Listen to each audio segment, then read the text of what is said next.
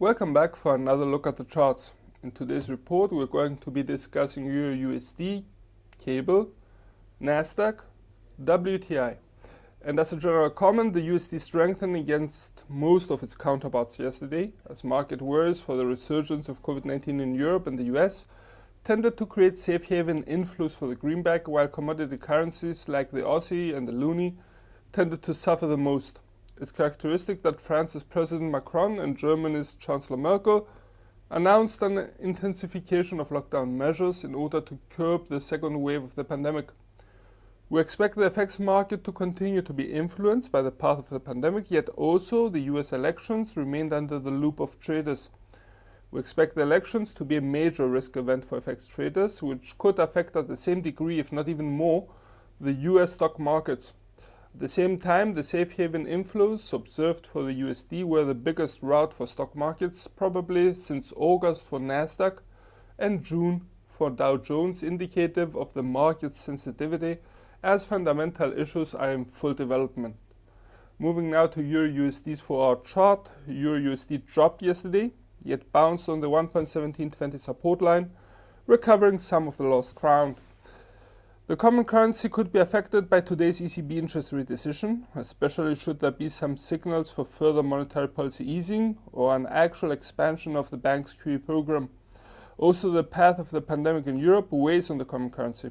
Despite some stabilization taking place, we tend to maintain our bearish outlook for the pair, especially given the downward trend line incepted since the 21st of month.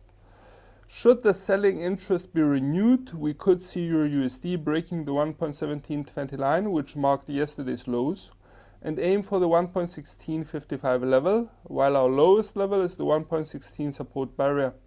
Should, on the other hand, the pair find fresh buying orders, we could see it breaking the 1.1790 line and start aiming for the 1.1850 level, while in the ultimate buying scenario, we could see the pair aiming for the 1.1910 level. Moving now to cables for our chart. Cable also dropped yesterday, breaking the 1.3015 line. During the late American and Asian session today, it was able to recover substantial ground. The pound continues to be heavily influenced by any developments in the EU-UK negotiations regarding their post-Brexit trade relationships. At the same time, the resurgence of COVID-19 cases in the UK, as well as the clouded UK economic outlook, seem to keep the pound under pressure. We tend to maintain a bearish outlook for the pair as long as it remains below the downward trend line, incepted since the 23rd of the month. Should sellers of the pair remain in charge of cable's direction, we could see it breaking the 1.3015 support line and aim for the 1.2945 support level.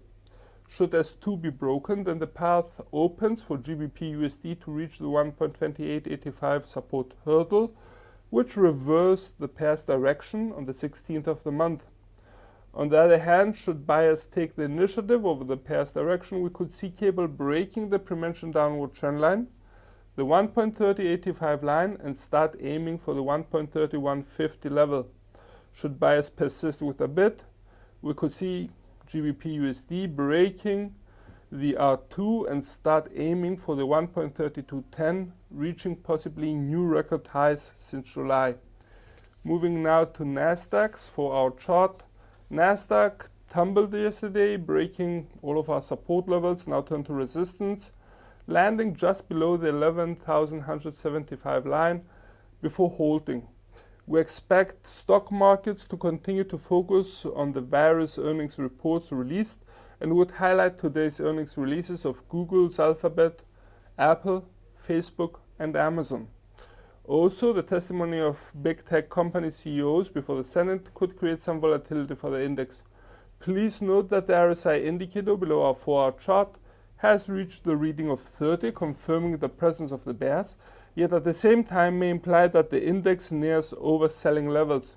A correction higher could be expected, yet as the downward trend line incepted since the 13th of October continues to guide the index, we tend to maintain our bearish outlook. Should the bears actually maintain control over the index, we could see NASDAQ clearly distancing itself from the 11,175 line, breaking the 11,000 barrier and aiming for lower grounds. A possible breaking of the S1 could lead towards the 10,820 level, while even lower we have noted the 10,665, which marks the lowest row in our chart.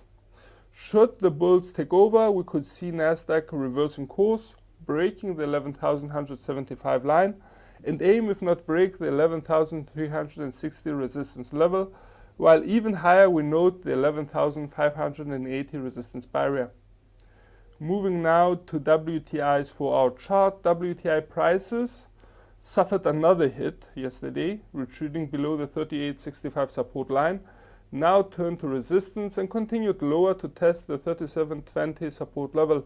Expectations for an increase in demand for the black gold seem to be diminishing, given that COVID-19 cases are on the rise in the US and Europe, while at the same time the surpluses displayed by AP and the EIA tend to underscore such considerations.